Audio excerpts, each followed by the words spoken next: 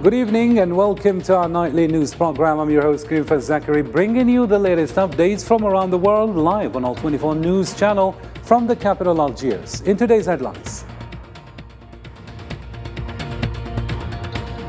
Algerian President Abdelmajid Tebboune personally supervises a highly strategic tactical exercise known as Fajr 2023.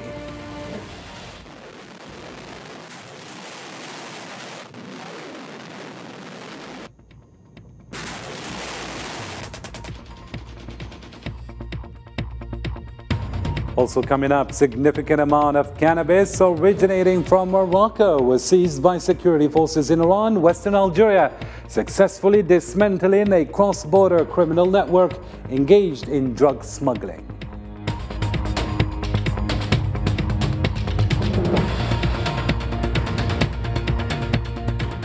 Also ahead, violent clashes between Sudanese armed forces and rapid support forces persist in Khartoum, causing more displacement and worsening already dire humanitarian situation.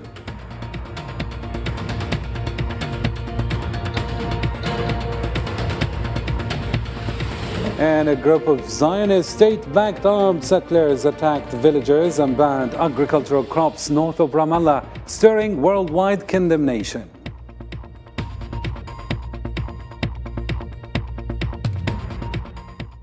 Hello again and welcome to the program. First off, and as you followed in our headlines, Algerian President Abdelmajid Tebboune supervised on Sunday the implementation of a tactical exercise named Fajr 2023.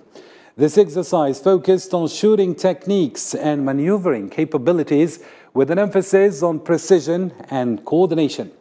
It was a true display of the Algerian military's prowess. The Algerian armed forces were put to the test today, engaging in simulated combat scenarios involving live ammunition. The exercise showcased their exceptional marksmanship and their ability to carry out complex maneuvers with utmost control and efficiency. Following the successful conclusion of the exercise, President Tebboune addressed the Army's leadership, officers, non-commissioned officers, and enlisted personnel. He personally commended them for their outstanding performance and expressed his satisfaction with the level of proficiency achieved.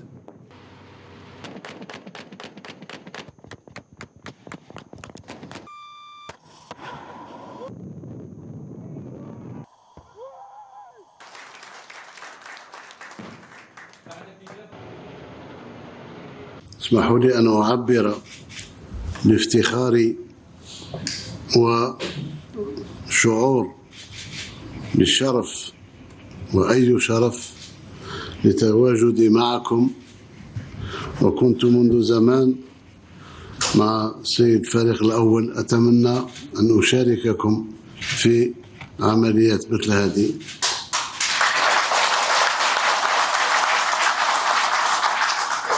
الحمد لله الذي أتاح لنا رجال وإمكانيات في الدفاع عن وطننا المفدى. حسب ما أعرفه نحن من الدول القلائل التي تقوم بنفس تمارين والذخيرة الحية. إذن وأنا أحرص شخصيا على حضور هذا التمرين أن أعرب عن بالغ الارتياح والاهتزاز وتوجه بالتهنئة والتحية والتقدير لجيشنا الوطني الشعبي الباسل قيادة وضباط صف وجنود على جهودهم المتواصلة لبناء مقدراتنا الوطنية الدفاعية والأمنية بتفان معهود وإخلاص دائم. In different story, Algeria hosted on Sunday the African Regional Meeting on Intellectual Property, Genetic Resources and Traditional Knowledge associated with genetic resources, with the aim of unifying African countries' visions regarding the protection of genetic resources and traditional knowledge. Zarfar Jani has all the details. In an effort to foster unity and a shared African vision on regional issues, Algeria has taken a leading role by hosting in the capital Algiers the African Regional Meeting on Intellectual Property, Genetic Resources and Traditional Knowledge associated with genetic resources. This unprecedented gathering of African experts and representatives was held with a determination to forge a unified African position on the protection of genetic resources and traditional knowledge ahead of the upcoming diplomatic conference of the World Intellectual Property Organization, set to be held in India in 2024. We seek to have a balanced role in the negotiations in order to protect the African countries' genetic resources. We aim to find a point of balance and justice in dividing the profits that Western institutions, companies and countries reap when exploiting genetic resources. Algeria's hosting this event today is important for this path. The reason why we are here as the African group, as a region, is to make sure that we galvanize our position in preparation for the diplomatic conference that is scheduled to take place in the first quarter of 2024. The atmosphere at the regional meeting is one of unanimous agreements. Experts and representatives from over 30 African countries are recognizing the significance of this opportunity, generously provided by Algeria. The focus is on establishing a robust legal framework that safeguards and preserves the continent's valuable genetic resources. Oh, indeed, this is a great meeting, and coming with all the different African countries here, we usually meet in Geneva every year, quarterly meetings 4 times a year. Personally, I've been there from 2011, and we have an Africa group position, and it is African countries speaking about intellectual property, genetic resources, traditional knowledge and traditional cultural expressions in one voice. African experts attending the meeting emphasized the importance of this coordination effort in equipping African countries for the forthcoming diplomatic conference in 2024.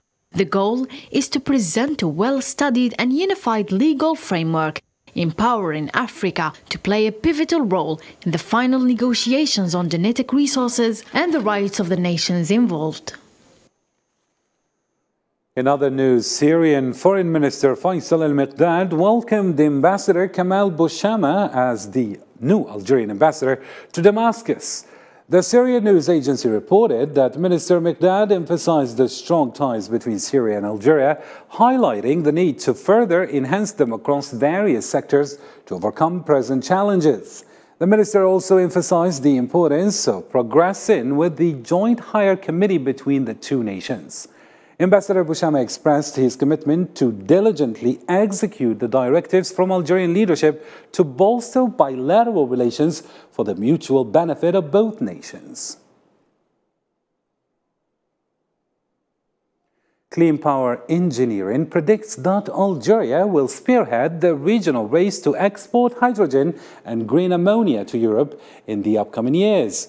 The country has allocated a substantial budget of approximately $25 billion to develop this industry, with a goal of meeting 10% of Europe's market demand for these resources. It is clear that Algeria's long experience and proficiency in transporting gas to Europe through gas pipelines and its advantages in the availability of infrastructure and logistics and geographical proximity to the continent are factors that qualify it to be a leader in exporting hydrogen and green ammonia, and expanding them in the MENA region depends on generalizing wind energy and water desalination projects, using clean energy to achieve the required economic feasibility of hydrogen production.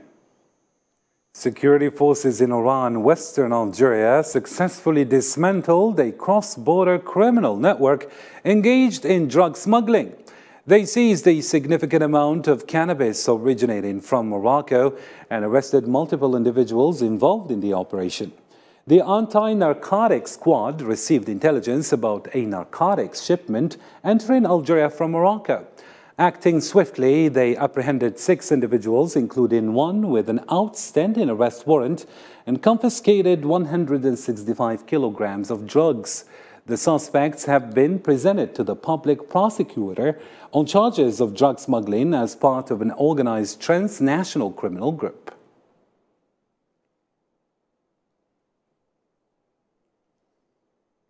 Sahrawi Republic President Ibrahim Ghali, in an interview with American magazine Foreign Policy, expressed confidence that victory is imminent, citing past successes of the Sahrawi military in overcoming Moroccan military superiority.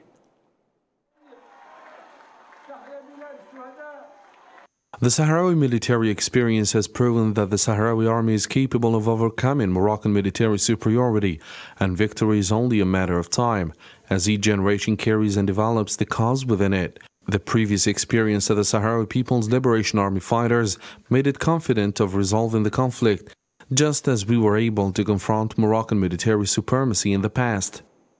According to the Sahrawi press agency, the World Federation of Socialist Youth stated that the delegations participating in the closing of its 35th conference, which was hosted by the Panamanian capital, condemned the Moroccan occupation's violation of international legitimacy in Western Sahara, affirming the right of the Sahrawi people to self-determination.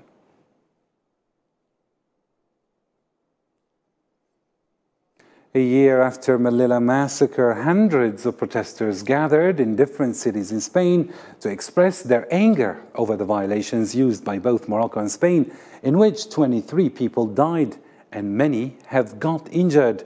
However, both countries denied and refused to give details about the incident's investigation. Here's Salman Asib with more. It has been a year since the tragic Melilla massacre, a haunting incident that shook the world. In a solemn remembrance, protesters gathered near the fences guarding Melilla bordering Morocco, wearing white masks and holding signs with powerful messages like massacre and Europe responsible. They marked the mass attempt by migrants to storm the territory, resulting in the loss of at least 23 lives. Fue un día de dolor. It was a day of pain, of rage, of not believing that we can really maintain these injustices, looking the other way towards so much violation of people's rights. Young men, beaten, piled up, who were not given any help. I think it was a horrible day in the history of humanity.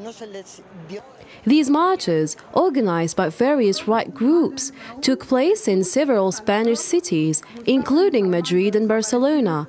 Demonstrators expressed their concerns about closing the investigation without holding those involved accountable for this tragic and unacceptable incident. They believe justice must prevail for the migrants who lost their lives while attempting to cross into Melilla and Ceuta.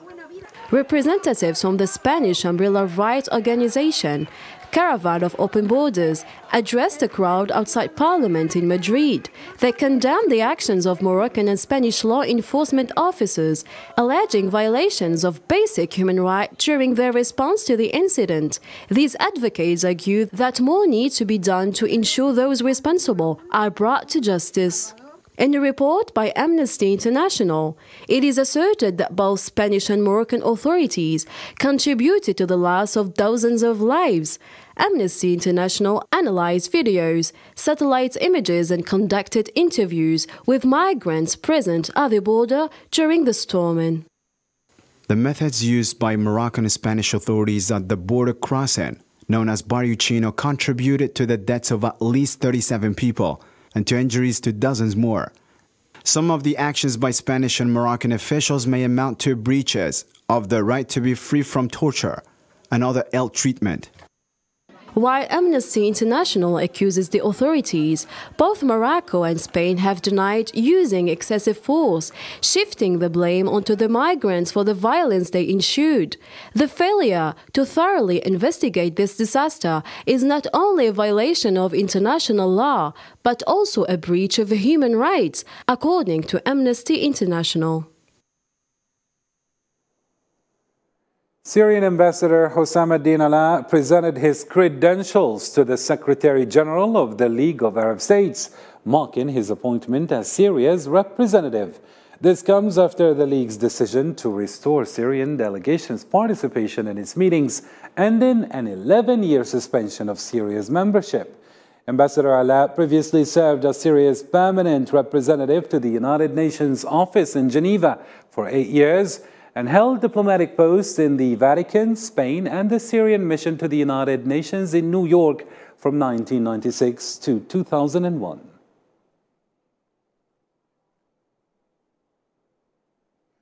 In the 11th week of the conflict, violent clashes between Sudanese armed forces and rapid support forces persist in Khartoum, causing displacement of 2.5 million people and a humanitarian crisis. Here's Usama Ayadi with more. Military confrontations with heavy artillery and aircrafts continue to draw the scene in many of Sudan's regions, including the capital Khartoum, as the war between the Sudanese army and the rapid support forces rages on with no mercy, forcing more civilians to flee to an unknown destination. Many civilians have been trapped amid clashes, gunfire, smoke and distractions, whether in their homes or on the way to a more peaceful area. Both sides in the conflict need to sit together and negotiate a deal because the fighting and the war and the stalemate must end. Any war in the world should end through a solution, instead of always being like this. Sudanese civilians live between the rock and the deep blue sea. Many countries are imposing visa access for the ones who want to leave. Others are complaining over the rising number of refugees, while the others struggle with a deteriorating humanitarian situation and the lack of the least of means of life.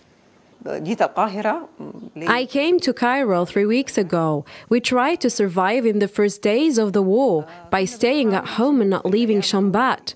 We thought that it would end quickly. We said it would take 3 days. Then we said it would take a week. This is what we thought. During the first day of Eid, airstrikes were very heavy. It was very scary. It made us rethink and started saying we should leave. The war in Sudan has displaced more than 2.2 million people, with more than 800,000 fleeing to neighboring countries such as Chad and South Sudan. Death toll has exceeded 800 people, while more than 3,500 have been wounded by the exchange of gunfire in the country. In occupied Palestine on Sunday, a group of armed settlers attacked villagers and banned agricultural crops north of Ramallah. The continuous terrorism acts by Zionist state-backed settler militias have received wide condemnation from different countries. At the meantime, Washington suspended all financial support for the settlement projects in the occupied West Bank. Islam Sid reports. The escalating violence between Zionist settlers and Palestinians enters its second consecutive week across different provinces. Zionist settlers have been on a rampage, causing destruction by setting fire to crops and homes. The situation took a more alarming turn as live ammunition was used against Palestinian villagers. The international community has voiced its condemnation of the Zionist violence, including the United States. White House spokesperson Jake Sullivan expressed deep concern over the recent extremist settler attacks. Meanwhile, several members of the U.S. Congress took to Twitter to protest against these acts of terrorism against Palestinians in the occupied lands. In response to these disturbing events, the U.S. administration has announced the suspension of all forms of cooperation and financial support for projects in the Zionist settlements established on Palestinian lands in the occupied West Bank. For its part, the Palestinian Foreign Ministry holds Netanyahu's government fully accountable for the alarming increase in settler terrorism. They are calling on the international community to designate settler organizations as terrorist groups, prosecute their members, and prevent them from entering Palestinian lands. The Foreign Ministry condemned escalating crimes and violations of the Israeli occupation forces and settler militias against the Palestinian people. The latest of which was the attack today on the village of Safa, north of Ramallah, and the burning of homes and vehicles by Israeli settlers. The rise in Israeli crimes reflects a policy adopted by the far-right Netanyahu government and is also a direct reflection of the campaigns of incitement to murder Palestinians, especially by extremist racists like Ben Gvir and his followers. The Foreign Ministry called on the international community to stop the policy of double standards in dealing with international law, resolutions of international legitimacy, and agreements signed under international auspices. The recent surge in Zionist violence fueled by the occupation government support has drawn widespread attention. The so-called National Security Minister has publicly encouraged settlers to continue their provocative acts, which blatantly violate international law and UN resolutions. As tensions remain high, the situation demands urgent attention and resolution. Kremlin spokesman Dmitry Peskov denied the latest development had an impact on the conduct of the special military operation in Ukraine. And the Russian Ministry of Defense announced on Sunday that its forces had repelled attacks from the Ukrainian army near the city of Bakhmut in Donetsk province. This comes shortly after Kiev announced that its forces had made progress on the Bakhmut front.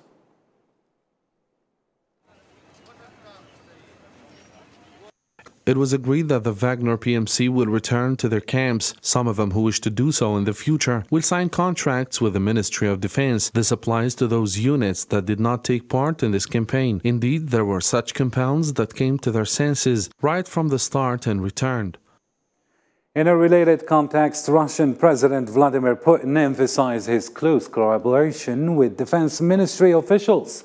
In his recent statement aired on state television, President Putin revealed his continuous communication with Defense Ministry officials. He also expressed confidence in achieving all strategic objectives on the ongoing military operation in Ukraine. Notably, he highlighted the prioritization of economic development as a key focus for the nation.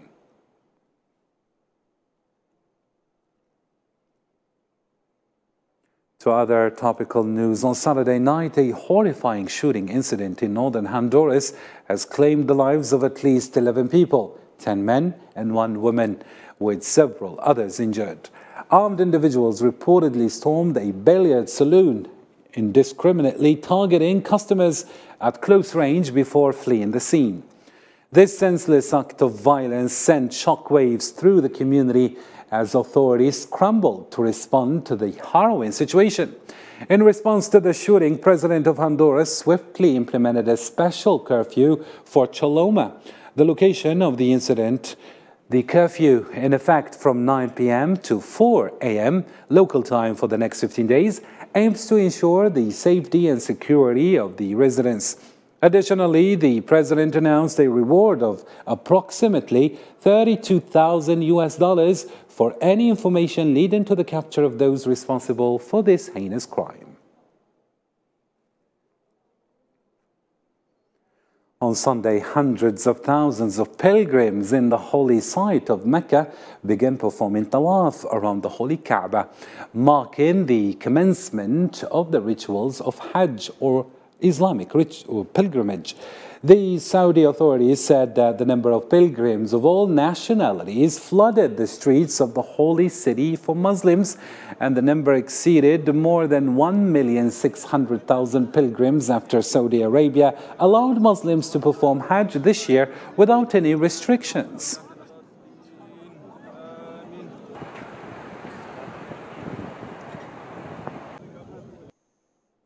To the world of sports now, the Algerian national rugby team has emerged victorious in the African qualifying tournament for the upcoming Olympic Games set to take place in Paris in 2024. It was a momentous day as the national team clinched the title in a nail-biting final held in Mapo, Mauritius Islands.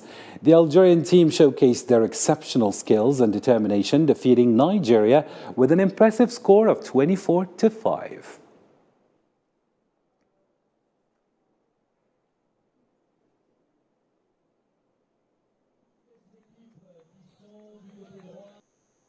Still with sports, the Algerian national beach volleyball team has secured another victory in their quest for glory.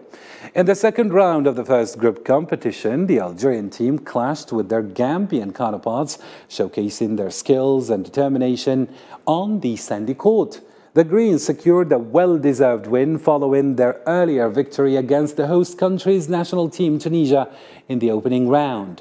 The match was a captivating display of athleticism and teamwork, with the Algerian team exhibiting exceptional skills and strategic play. Their back-to-back victories have positioned them favorably in the group stage, inching closer to the highly anticipated semifinals. Only the top 2 teams from each group will advance to the semifinals, intensifying the competition as teams vie for those coveted spots.